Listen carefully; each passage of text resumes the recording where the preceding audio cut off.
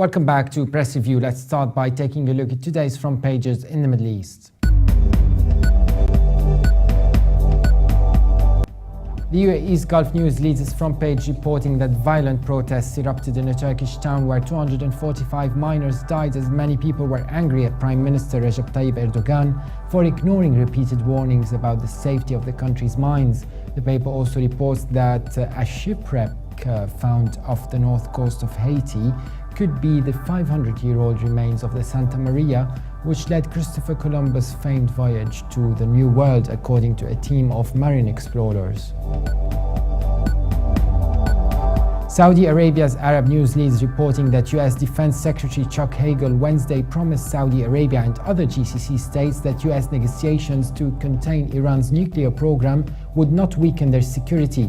The paper also reports that Iran has welcomed a visit invitation extended to its foreign minister Mohammad Javad Zarif by his Saudi counterpart Prince Saud Al Faisal.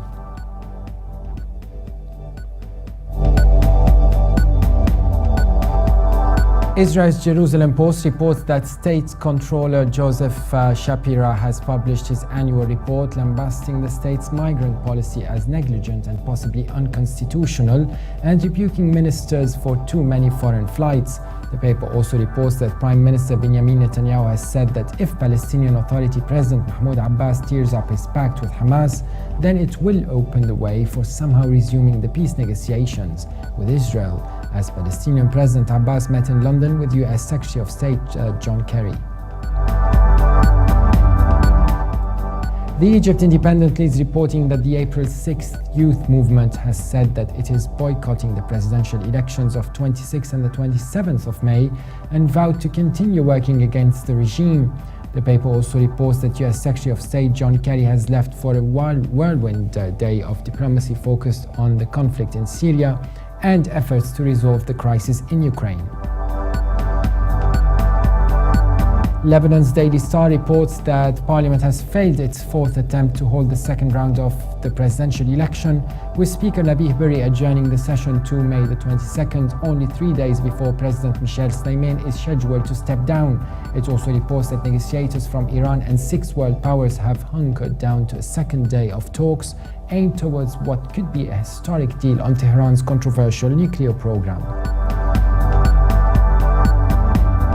Now let's take a look at the top Middle East news in UK papers.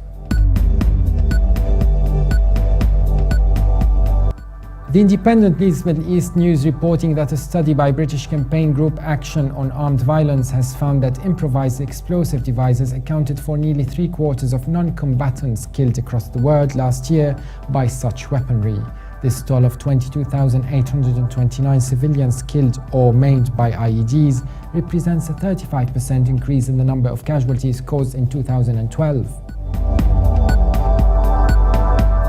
The Guardian leads Middle East news reporting that 2 Times journalists have been kidnapped, beaten and shot at by a Syrian rebel gang before managing to escape with their lives. Reporter Anthony Lloyd and photographer Jack Hill were returning to Turkey from northern Syria with their fixer when they were apprehended by the rebels, who tied them up and threw them in the back of their car. Now let's take a look at the top Middle East news in international papers. From Germany, the Deutsche Welle reports that Turkey's biggest unions have begun a 24-hour strike in response to a deadly mine collapse, which was the country's biggest industrial accident in 2 decades. The protests coincided with the arrival of Turkish President Abdullah Gül, who traveled to the western town of Soma, where the disaster had occurred on Tuesday. China's Global Times leads reporting that a total of 31 people were killed and 22 others injured in separate bombings and shootings across Iraq. The paper adds that according to the UN Assistance Mission for Iraq, a total of 8,868 Iraqis, including 7,818 civilians and civilian police personnel, were killed in 2013, the highest annual death toll in years. And finally, the Los Angeles Times reports that Egypt has gotten more bad news on the tourism front, announcing a decline of nearly 1/3 in the number of foreign visitors in the month of March from the year before. The tourist industry, which makes up 11% of Egypt's gross domestic product, has been struggling to get back to anything approaching the revenues generated prior to the 2011 uprising against dictator Hosni Mubarak. For more updates, please visit levant.tv.